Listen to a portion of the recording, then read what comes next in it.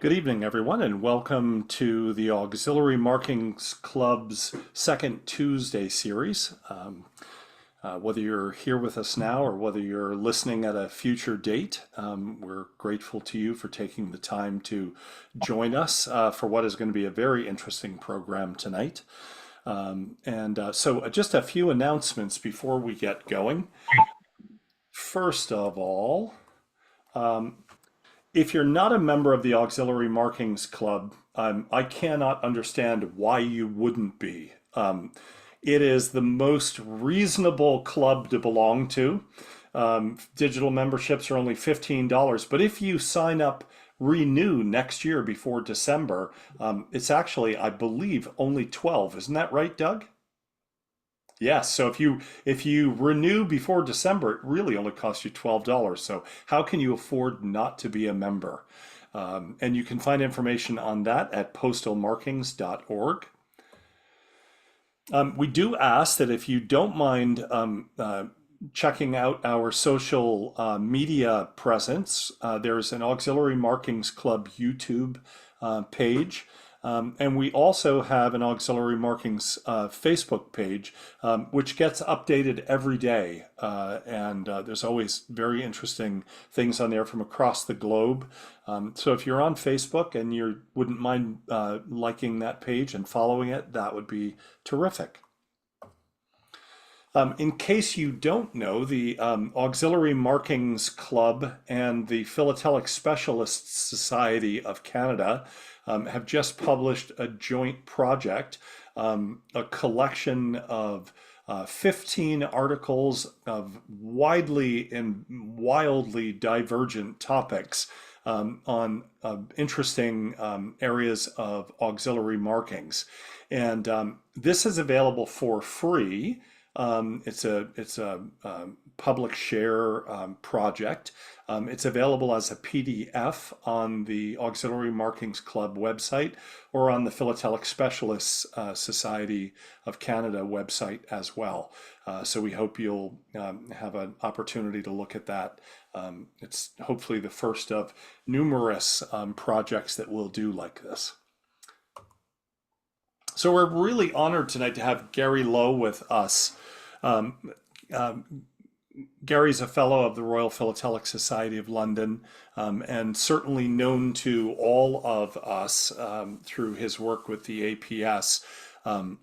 I would like to recommend, before I read his bio, if you don't know about his really excellent three video series on auxiliary markings that is available on the APS website, either under the C3A program or its successor, which is coming shortly, or it may be on the APS YouTube channel as well. I'm not sure, but I know it's on the C3A program on stamps.org. It's a really fascinating and very well done series, and so it certainly is something to check out, and you want to look at it after hearing him speak tonight. So Gary's a lifelong philatelist and a widely published philatelic author with nearly 100 articles, columns, and book reviews in print. He's the former Director of Expertizing at the APS and retired Editor-in-Chief of the American Philatelist. He's a life member of the APS, a Fellow of the Royal Philatelic Society of London, and a member of Writers Unit 30 and several dozen other philatelic societies. He's a frequent speaker, has taught numerous courses in postal history. Gary digitized the journals for the U.S. Philatelic Classics Society and the U.S. Stamp Society, as well as the complete run of U.S. Postal Bulletins. He's an extensive stamp and postal history collection built over 7 decades, and he specializes in the postal history of the British Empire, but is interested in everything else about philately. So Gary, we'll stop my share now and turn it over to you, and welcome and thank you for being here with us today. Well, thank you, Greg. It's really a pleasure to be here, and I'm looking forward to seeing what kinds of questions we get. Let me see if I can share the correct screen here.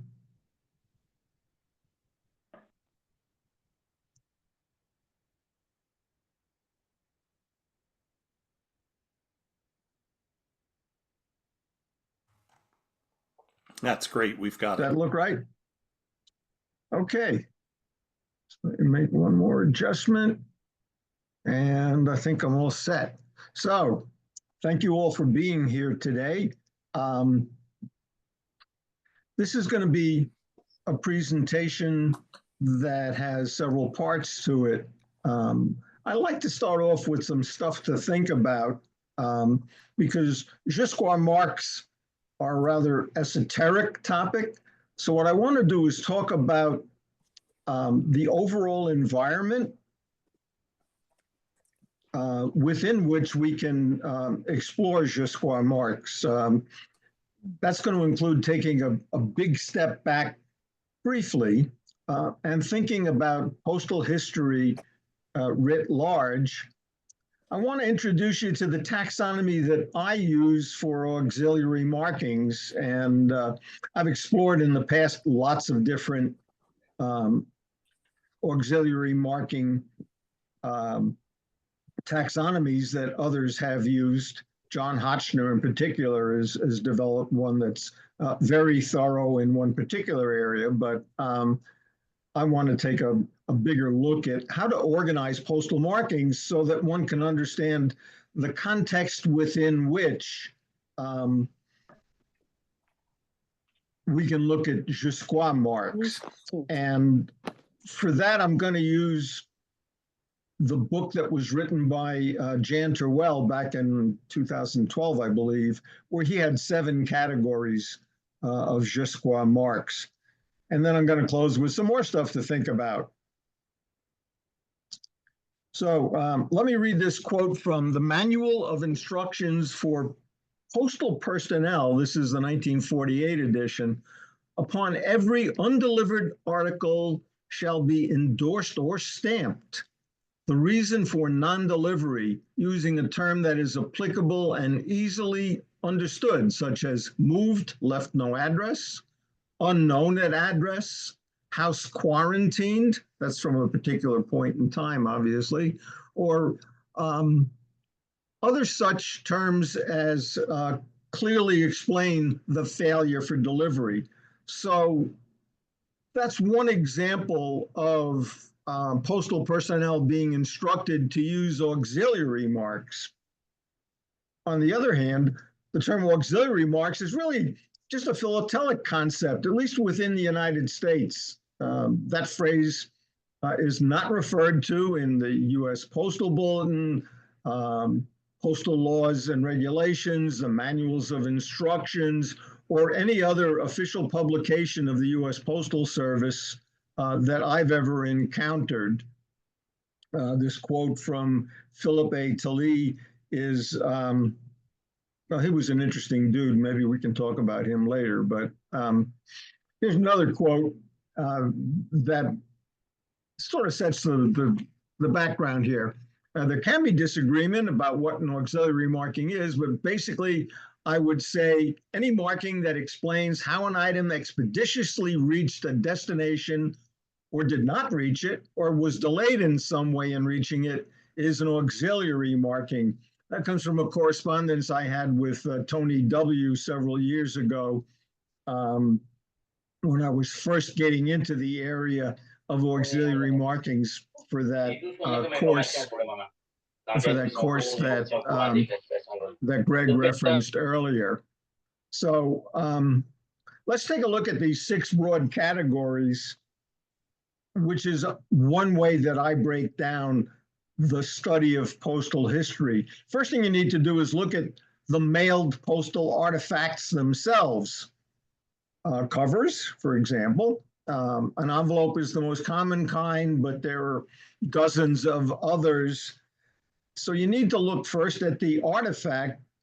But before you can move further and start exploring things like the markings that show up, I think you need to have an understanding of who moved the mail. What were the organizations, the different post offices and their structures, the different non-postal entities that were, or at least non-governmental entities that were moving the mails, and the vehicles that they used to move them. At that point, you can start to understand the postal services that were offered: first class mail, express delivery, insured services, airmail, those kinds of services that you requested specifically. At that point, with those three general areas in mind, you can start to look at the markings and affixments. An affixment is simply anything that's affixed to the envelope, like a stamp or a label, or heaven only knows what else. But you need to get to those three things first before you can begin to contextualize markings and affixments. Beyond that, there are some non-postal considerations when you're examining a cover or some other artifact that moved through the mail. Who the sender was, who the recipient is there anything special about the date, all kinds of considerations that don't have anything to do with the post office or the movement of the mails. And then, of course, there are other postal artifacts as well that didn't go through the mail, some of which are like postal forms or post office log books. Some of them are three-dimensional. Think of a mailbox. I don't know that you would have one in your collection, but there's certainly an aspect of postal history. So that's the broad context. And within that, we're looking tonight at postal markings. And I break them down this way: stamps and frankings, cancellations, auxiliary markings. Sometimes it's hard to tell whether a particular marking is a cancellation or an auxiliary marking. It may have been designed as an auxiliary marking, but used as a cancellation or vice versa. But those are two rough ways of breaking down postmarks in general. Postal labels, something that the post office issued to be affixed to a mail piece. And then etiquettes and Cinderellas. And of course, tonight we're talking about auxiliary markings.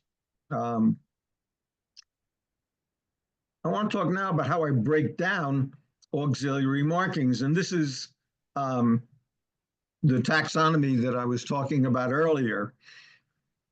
The first one, as I see it, is advance instructions from the sender to postal authorities.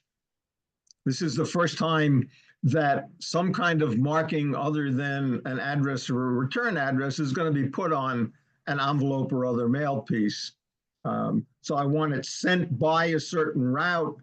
If it's not delivered within 10 days, return it to me. Those kinds of instructions from the postal patron, who is the sender. Then there's a group that I lump together, which is delivery tracking, delays, and suspensions. We can also look at address and delivery deliverability related problems. And this is the area, of course, where John Hotchner has done the most amount of research, and his exhibits in this area are just amazing. There are rate-related matters applied by postal authorities. Postage due is an example.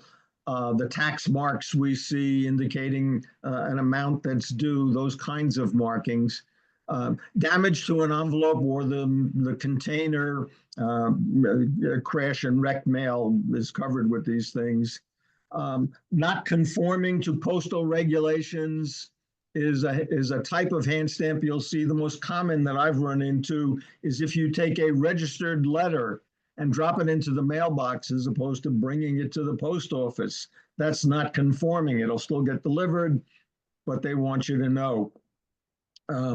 Unrequested services are things that postal authorities or others may do to a mail piece, whether you want it or not.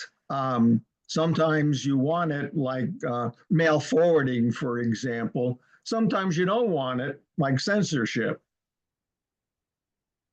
Customs and taxes are other services provided either by or through the post office. And then there are all kinds of markings that non-postal institutions apply, docketing marks when the envelope was received and things like that. um, and any taxonomy needs an other, of course. So let's look at this delivery tracking delays and suspensions category, because that's where Airmail Jusqu'a marks. You were hoping I would get there at this point, I hope. That's where Jusqu'à marks finally show up. Jusqu'à from the French, generally translated as far as, but it's got other meanings, the French phrase for it notwithstanding. But basically what it means is when an airmail service was not completed as requested. And again, let me use Jan Terwell's taxonomy here in 7 categories. There are the marks themselves, Jusqu'à bars in all kinds of different shapes, as we will see. There are airmail etiquettes showing certain city pairs or destinations. I'll explain what that means. Routing hand stamps. There are markings when the postal mail piece was insufficiently paid for the airmail service that was requested. There's a category of ordella marks that are really quite interesting, and we'll see an example of that. There are 2 other categories, mailbag, label, hand stamps, that Terwell went into, as well as AV2 and OAT markings, which we probably won't have time to get to tonight. So let's start with the first category, where the postage was either insufficient or completely lacking on the mail piece, and a Jusqu'à mark was applied. Here we're seeing a postcard from Toronto, Canada to San Juan in Puerto Rico, which has the Jusqu'à bars. And at the bottom it says short paid for air conveyance in English and in French, because it was mailed from Canada. But the bars, notice, were applied absolutely in Toronto, but applied to the airmail etiquette and not the stamp. We will see it used both ways, but the point here is that the purpose here is that really postal authorities wanted to ensure that further mail handlers did not somehow sneak this into an airmail. So this was short paid for airmail. That was the domestic rate for airmail at the time, not the international rate. And here's an example where there was no postage applied. I'm guessing there was no return address on this. I don't have a scan of the back of this, so I'm not certain of that. But if it could have been returned to the sender, it probably would have been. So here, the postal authorities decided to forward the mail, to send it along, and put the marking diverted to surface, no postage. Apparently this is a frequent enough event that there was a hand stamp for it. That's one of the things that intrigues me about auxiliary marks in general, is that there are some markings that appear so specialized or narrow that you would think somebody would have to write something, but no, there's a hand stamp for it. In this case, because apparently a lot of people were sending mail with no postage. So the box tax stamp below it was applied by the Foreign Service with the 10.5 due calculations.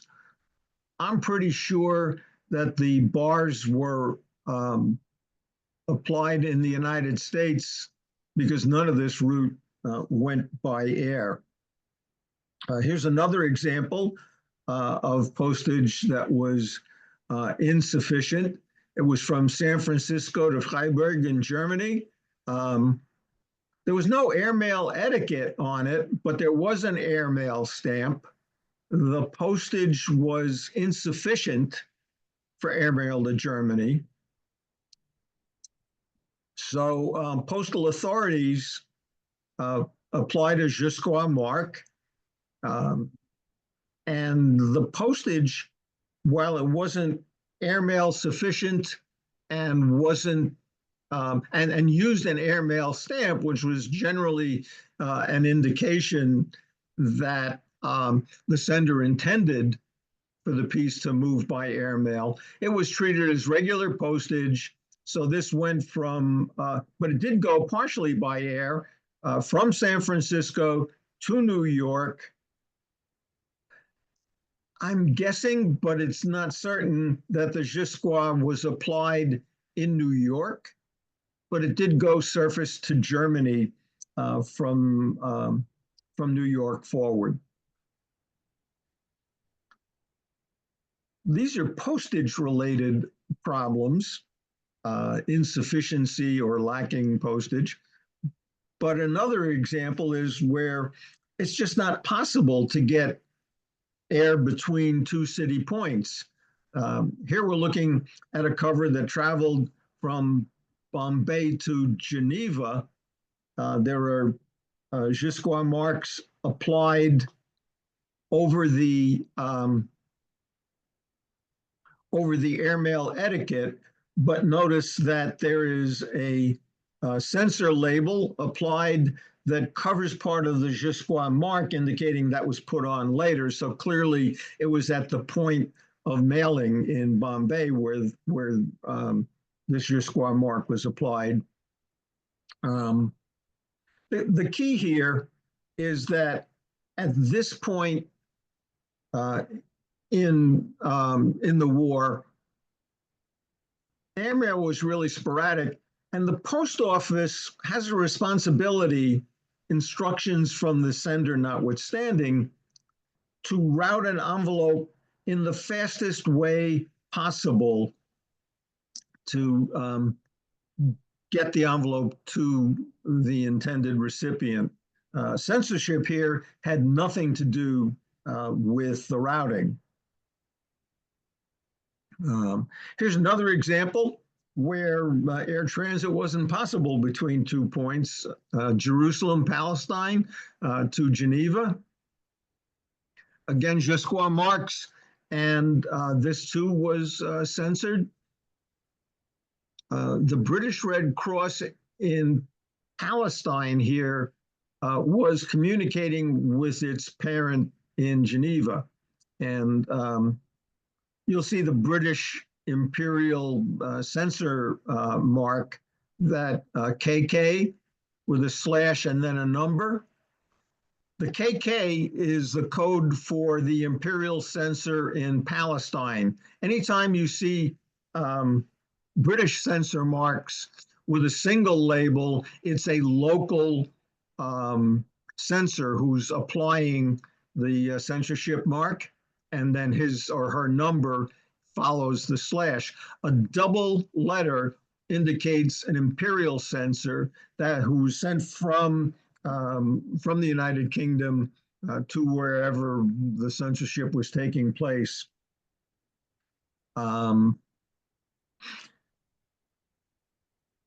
So this, the Jusqu'à mark here confirms that that the transit had to be by surface, and it was really had to be a very circuitous route, which I've not been able, and certainly haven't taken the time to figure out the exact routing, because trans-Mediterranean routes at this point in time were closed both by both Allied air and surface mail. So this thing probably took a rather roundabout route to get from the Holy Land to Geneva. Another example where air transit wasn't possible between 2 points. This is from Saint-Nazaire, pardon my French, to Liverpool. to a POW camp, prisoner of war camp in Liverpool, censored with and also with Jusqu'à bars.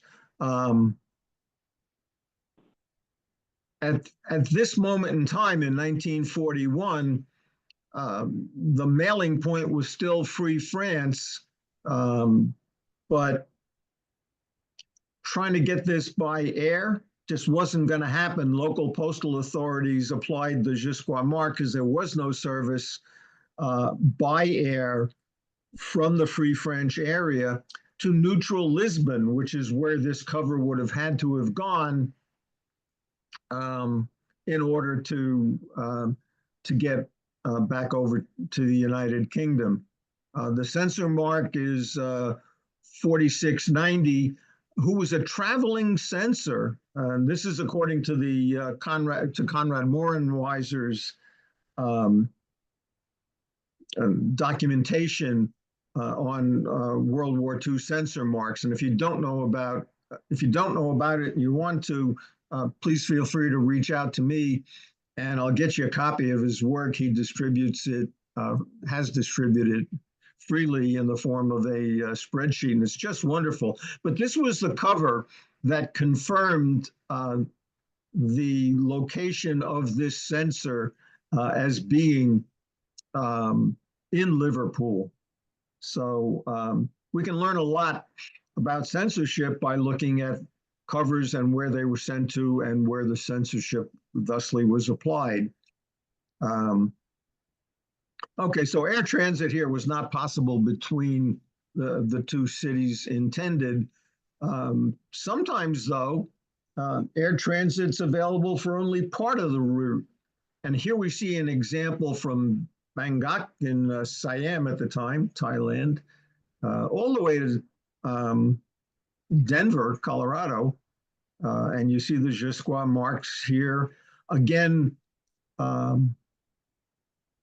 overprinting the airmail etiquette, not intended to cancel the stamps particularly. So this cover was able to travel by Imperial Airways from Bangkok as far as London. But again, at this point in time, at London, it was realized that it was not realized. They knew that there was no airmail transport available. So this cover went forward from London to the United States via surface. And that means, in this case, obviously, ship across the North Atlantic and train further inland. It would not have been picked up, let's say, in New York or wherever it might have come into the United States and resumed air transit at that point in time. The Jusqu'à cancellation obviated any possibility of continued use of airmail services. Here's another example of insufficient postage with a different kind of Jusqu'à mark. Again, this is from Jerusalem and Palestine to Brock in Germany. But the Jusqu'à mark here is a black X, a black cross. The documentation that Jan Terwell and others have written about identifies literally dozens of different shapes and colors of Jusqu'à marks. And it's not my intent here to try and catalog them. That's already been done, and I'm just giving you a couple of flavors here.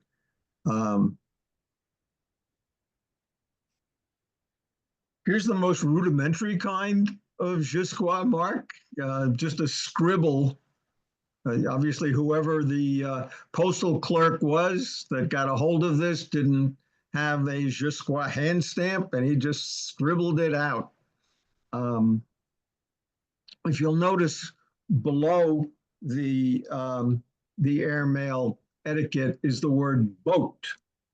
So the postal authority here, the postal clerk, is telling us how it's really going to travel from Papua to New York. Here's another example of the more typical kind of Jusqu'a mark, the parallel lines. This one's in purple. This is a philatelic cover, and it was intended to be a first flight cover from Embarrass, if I'm pronouncing that correctly, Embarrass Portage, which is a coal mining town on the rail line in the northeast corner of Alberta. But the cover got there too late and missed that first flight. So this had to travel back by land. I'm speculating by dog sled, although I'm willing to be educated on how it actually traveled. But it might well have gone by dog sled back to Fort McHenry. But it did make it all the way back to England, although sadly and unusually at this point in time, there was no back stamp at all.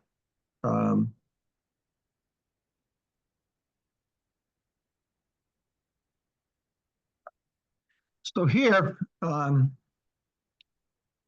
we can look at an example of a Jusqu'à mark that needed some explanation, and there was a hand stamp conveniently available that said, no flight sent by ordinary service. The censor mark here, this is a discovery copy of the censor mark. It hadn't been included in Conrad Morenweiser's database. And when I came up with this piece, I sent it to Conrad, and he added it as a new known censor mark. So it was censored in Las Palmas with a military censor mark, which is kind of interesting because the cover was mailed in November of 1939, but the Spanish Civil War was over in April of that year. We find examples of civil censorship, especially in the Canary Islands, but elsewhere throughout certain Spanish territories that continued well into 1940. And here's some evidence that we see of that. Sometimes a Jusqu'à mark is not a Jusqu'à mark. And here we see an example from Blackpool in England to Pietermaritzburg in Natal, where the cover, so it's within the United Kingdom, and the cover pays the surface rate, and no airmail was requested. So why is there a Jusqu'à mark? Well, there was no branch of the addressee, the Bank of South Africa, located in that town, and the letter was forwarded twice. There's a second set of forwarding attempts on the back. You see that PTO in the lower left, which is a very common abbreviation for please turn over, and that second addressee was attempted. So the purpose of the Jusqu'à mark here was just handy, I imagine, and some postal clerk just banged the Jusqu'à mark twice on the front of the cover, indicating that there would be no further attempts at forwarding. And for those of you that are interested in forwarding marks, down at the bottom, you'll see the straight line boxed in Kanu, which is French, not known in English, and Onbekend, I hope, which is Afrikaans. So you've got a trilingual example of an Nkanu mark here.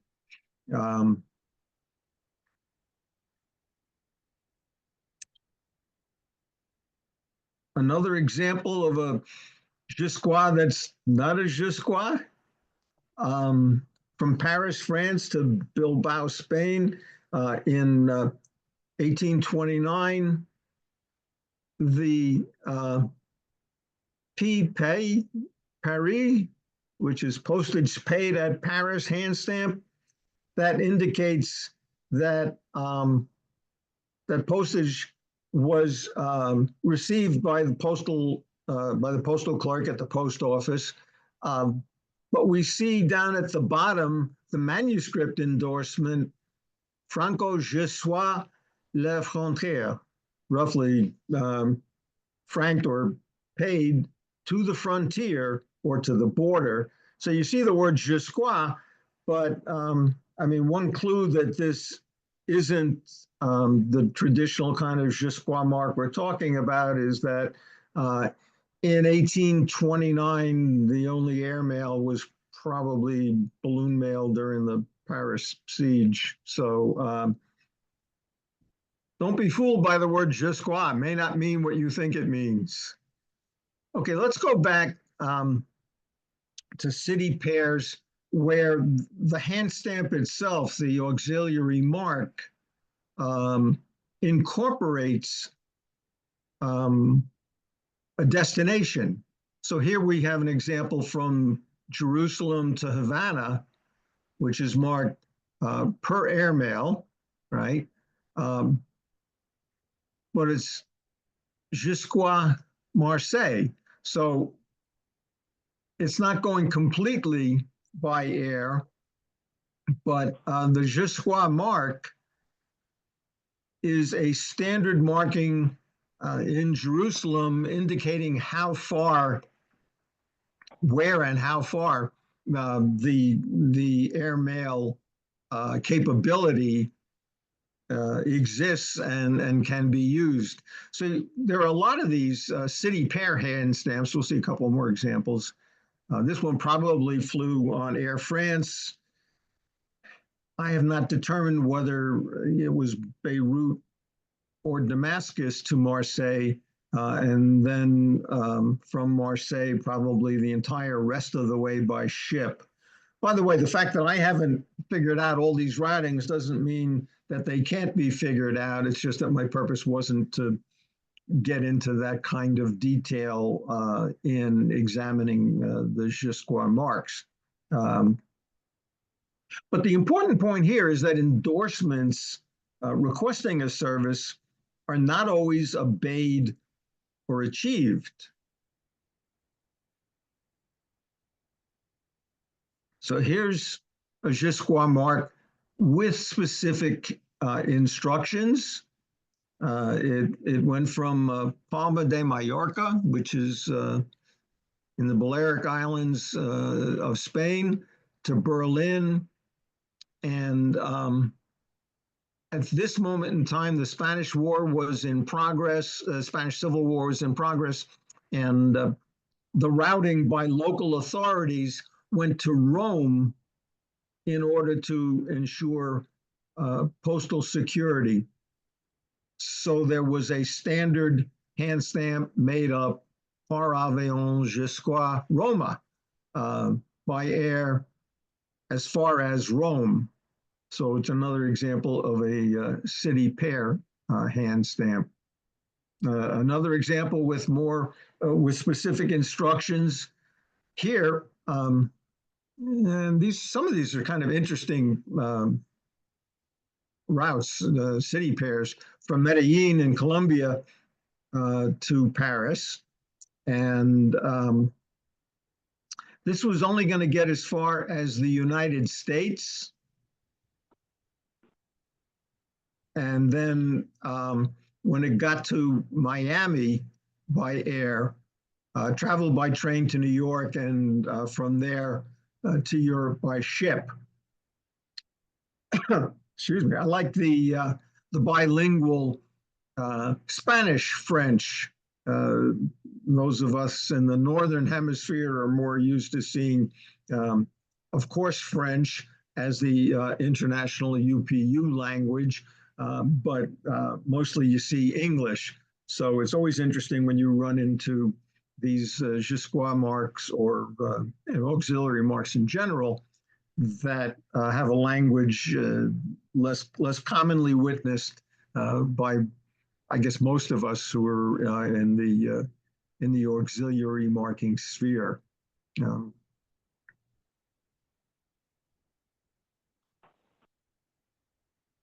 this cover had a hard time getting where it needed to go, but it did get there. City pair that went from Kowloon in Hong Kong to Boston, Massachusetts, and it says by air to Lafayette only. In other words, at that point in time, which was 1945, air service was unpredictable, so it managed to get from Hong Kong by air to Lafayette in the Leyte in the Philippines and surface across to and across the United States.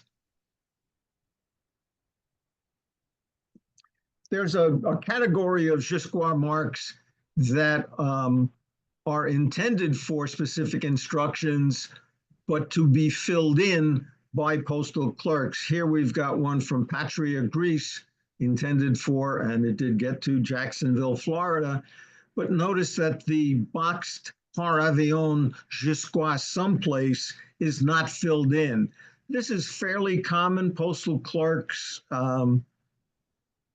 didn't always do what they were supposed to do, but this one did get to its intended destination. Here's another example where the cover, where the box par avion Jusqu'à was filled in to Tananarive, which is in Madagascar. I'm guessing this is a philatelic cover. It's just too pretty and too obscure. It's a first flight cover, and philatelists are known to have participated in first flight covers from time to time. I'm sure you know. Here's an example of a Jusqu'à endorsement that wasn't fulfilled from Tehran in Persia at the time to Württemberg in Germany, requested by air to Baghdad, and you can see that circled over there. It was correctly paid, correctly endorsed, but the hand stamp below the Jusqu'à says received too late for inclusion in air dispatch. At that point in time, airmail service was every other week, every 2 weeks, and postal authorities expedited by sending it via surface instead. So if it had waited for airmail, it would have got there later. Postal authorities said, you may have paid for it, but I want to get it to your recipient in the most expeditious fashion possible. So you don't always get what you pay for. What's the Rolling Stones line? Don't always get what you want, but if you try, you get what you need. Here's an example of the Rolling Stones. Okay, finally, an ordre de la cachet, where there was no airmail out of the city that the cover was being mailed from, in this case, Kawanishi in Japan, intended to go to Sweden. And it was requested to go via Siberia, by the Siberian route. And you can see sort of in the upper left corner where it's hand stamped via Siberia. So it was flown on the Chita, which is in Russia, Irkutsk, Moscow route, but there was no air service from Japan that would have facilitated a complete air route. So it was routed by surface to Chita, And if you look at a map, I should have put a map up here, you'll see that Chita was, still is, in the middle of nowhere in Russia, but it was the first closest airport on a route from Japan where the mail could have been traveling by air for the rest of the route. So sometimes it's not interrupted airmail service. These Ordella marks indicate service that is picked up beyond the point of origination. So all of these Jusqu'a marks really suggest the diversity of circumstances under which airmail was attempted and either incompletely or not at all completely routed by air. They tell a powerful story of airmail service from the very beginning of airmail service until as a supplemental service until by air didn't need to be specified anymore. So here's some more stuff for you to think about. And you may have noticed that I had indicated the sources for some of these covers if I knew where they came from. A few of them are in my collection, but mostly not. But a lot of these are from dealer websites. And if any of these are of interest to you, I would suggest you call upon those dealers, visit their websites. It's the dealers that really help keep our hobby healthy. And I can't emphasize that enough. Without the dealers, a lot of the research that a lot of us do would simply not be possible because we can't own everything that is of interest to us from a research standpoint. I have a closing thought about research in general.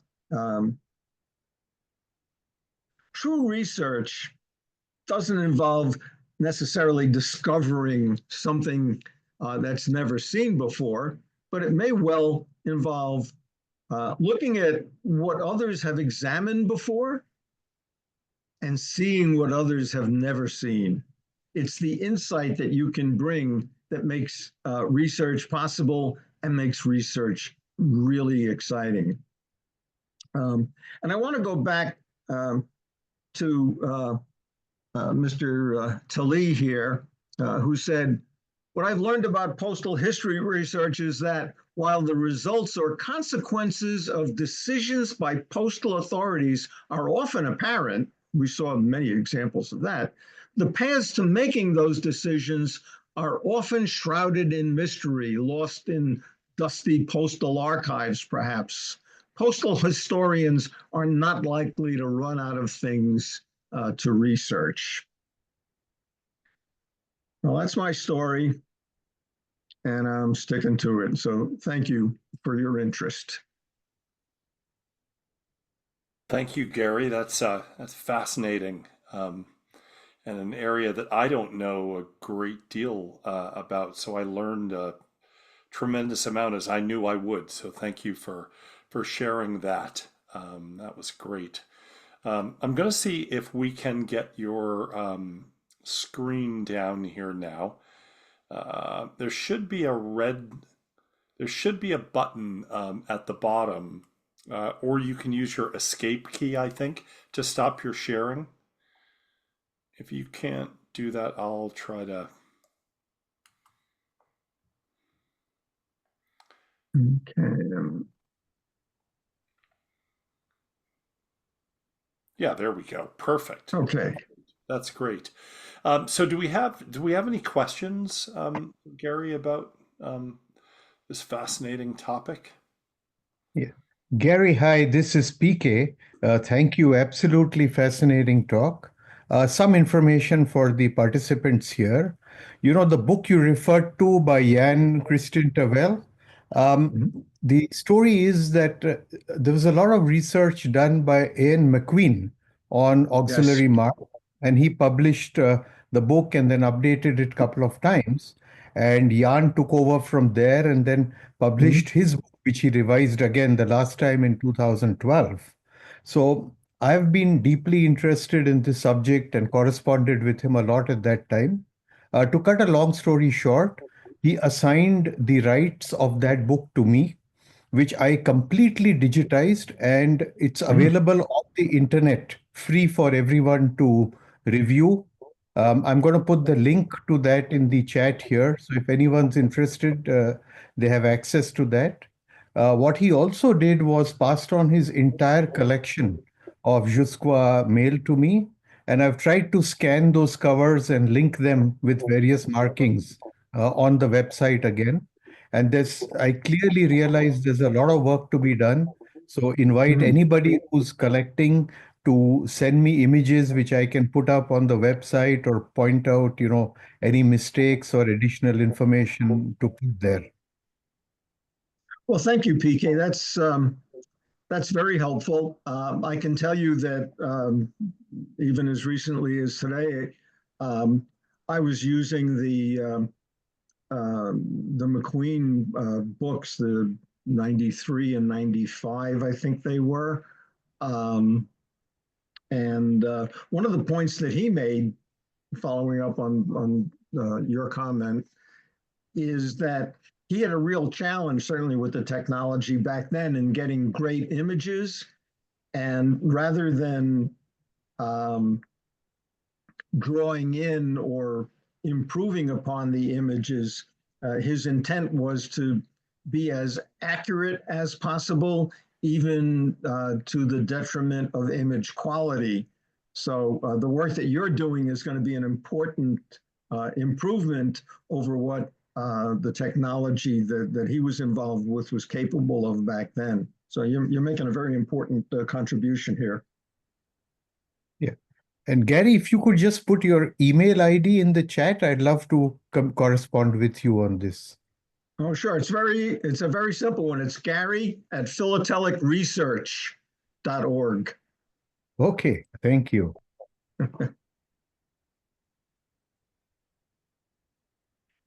Doug. Hi, that was a fascinating talk, Gary. You've always got wonderful material. I had a quick question about the Jusqu'à mark you mentioned that had the X shape from Germany. And I was curious, is the angle of the two lines always the same, suggesting that it's actually a hand stamp with an X on it? Or is it possible that it's a single bar that got stamped twice and just happened to make an X? That's a very interesting question. I've seen, let's say, a few examples that appeared to be a single hand stamp of an X, and I've seen other hand stamps in the X shape from other locations that are at different angles. So while it's certainly possible it could be just a straight bar from one place to another, the X was a standard format Jusqu'à marking, and both the Jan Terwell and the Ian McQueen books have numerous examples of X's and other shapes as well. Okay, well, I guess also, if the two lines are aligned at the top, that suggests that they were stuck together. If they were wildly offset, so that one of them was very high and one was very low, Sure. then that might feel more like a single bar twice. Yep. Just to add to that, Doug, the mark in the cover that he showed was, I think, from Palestine to Germany. Now, the X mark was actually, it was an X mark applied at two places differently, at Athens and at Brindisi. So what happened was, this was the Imperial Airways flight from India to England and from Australia to England. And there were two different postal rates.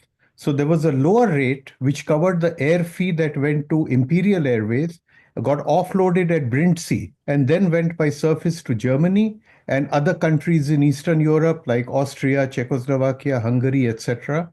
You'll see this mark. And there was a slightly higher fee you could pay, and it would be offloaded at Athens and then connected on the Lufthansa flight, which would allow 1 day earlier delivery on certain days of the week only.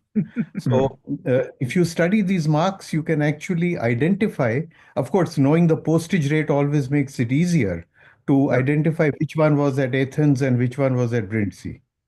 Oh, very nice. Hmm. Thanks.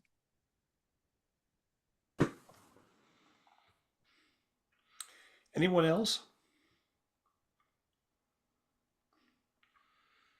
All right. Well, thank you again, Gary, for such a great presentation.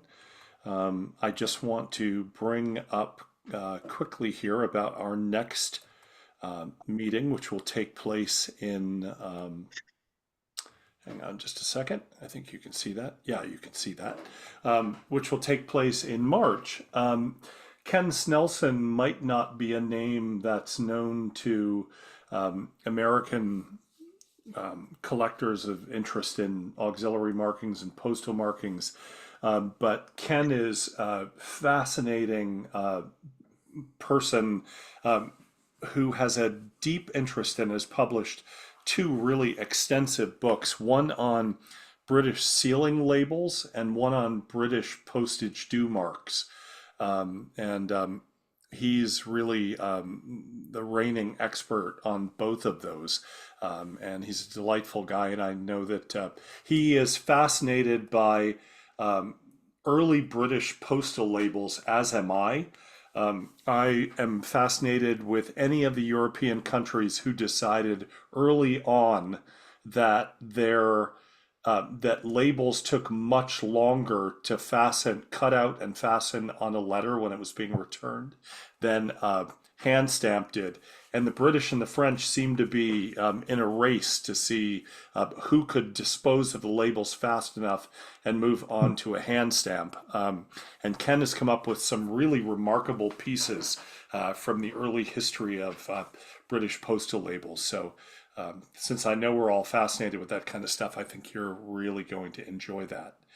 Thank you again for being here with us tonight. It's been a lot of fun.